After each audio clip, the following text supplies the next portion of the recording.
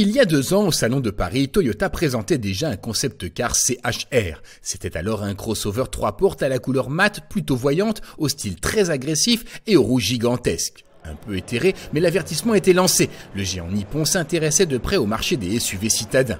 Aujourd'hui, à Francfort, la firme dévoile une nouvelle version à peine assagie de son CHR et confirme au passage que ce modèle est appelé à prochainement rejoindre la gamme Toyota.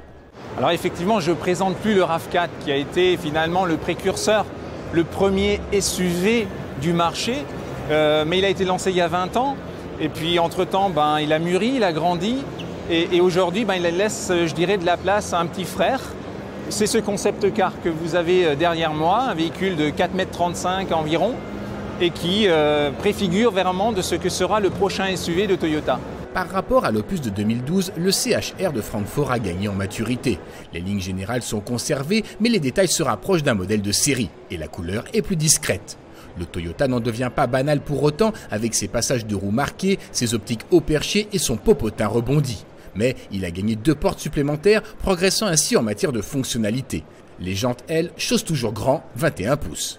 Toyota reste en revanche peu diserte quant à l'aménagement intérieur du CHR, mais confirme la présence d'une chaîne cinématique hybride. Ce sera d'ailleurs le seul SUV dans la catégorie, je dirais, des SUV citadins et compacts à être équipé d'une telle motorisation, d'une telle technologie.